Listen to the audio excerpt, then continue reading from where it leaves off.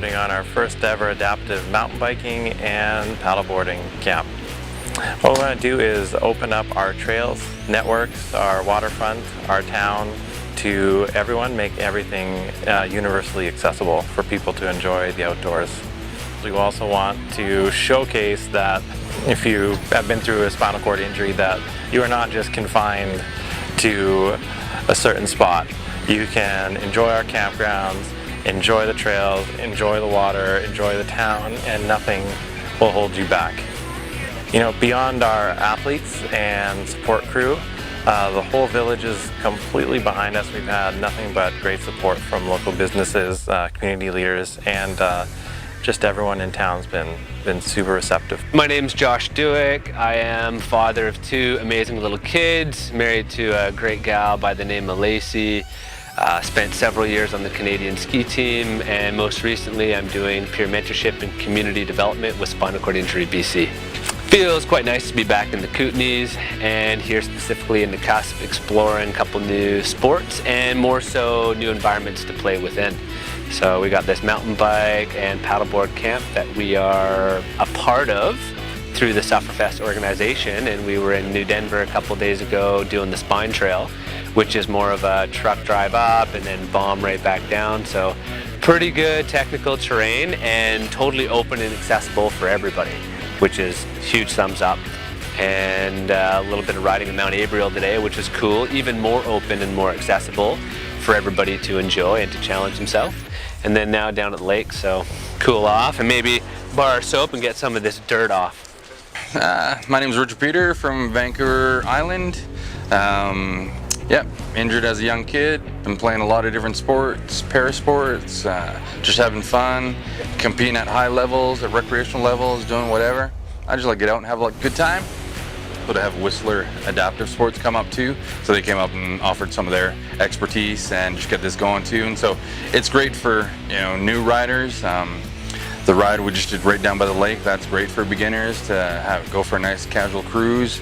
And then the next ride was awesome for us too, that we got up there, and it's a bit more, I heard it was a blue ride, so that was a bit more extreme, and so it's great to get out there, and that's true mountain biking.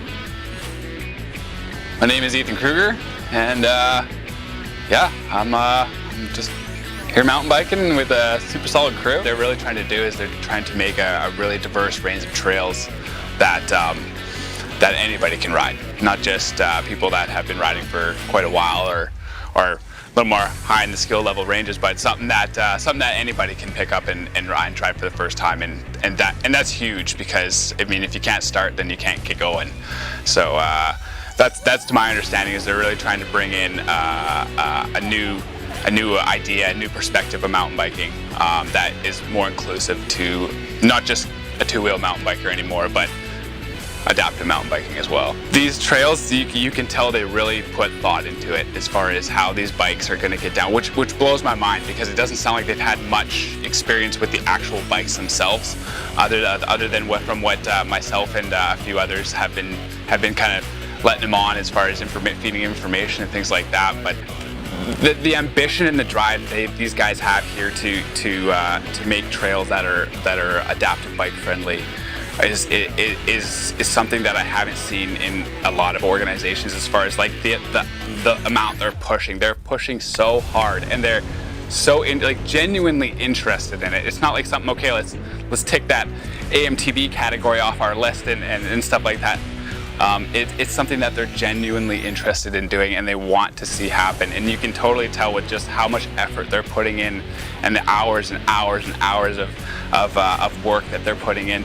It's such a morale booster for yourself personally, to be able to get back out there and be like, okay, well, I may be in the situation I'm in, but I can still go and do that. And for me, it was such a huge thing, and I want everyone to have that. I want everyone to be able to get out there and be like, man, just because this is my situation now, the limits aren't there anymore. And that's huge. A lot of people might not realize what they're capable of yet. They're still trying to learn what they can do.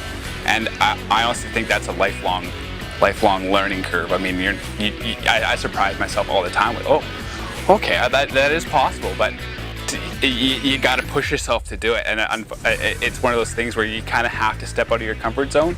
But every time you do it and you hit that new milestone marker, man, is that a good feeling. Such a good feeling. My name's Tanel Bolt. I represent Rad Recreation Adaptive Society. Rad Society, better known as pushing the initiative for adaptive outdoor sport and recreation here in Nakusp. Yesterday, today, tomorrow, adaptive mountain biking with all sorts of different crazy cool bikes, and paddleboarding. I brought my wave ski with me. It's been a super awesome, crazy, a little bit smoky week. You need fresh air and sunshine and sweat. Rad Society is all outdoor sport and recreation equipment. Go outside. How do you cope so well? I go play outside. I hurt myself outside, I bleed outside, I'm a little bit dirty outside. It's good stuff. You'll feel a whole lot better after you spend a weekend outdoors. Thank you.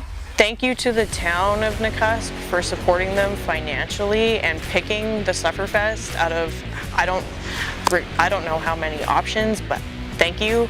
And families growing up in the future that have aging grandparents and parents, also thank you. Thanks for starting a movement and getting everybody talking.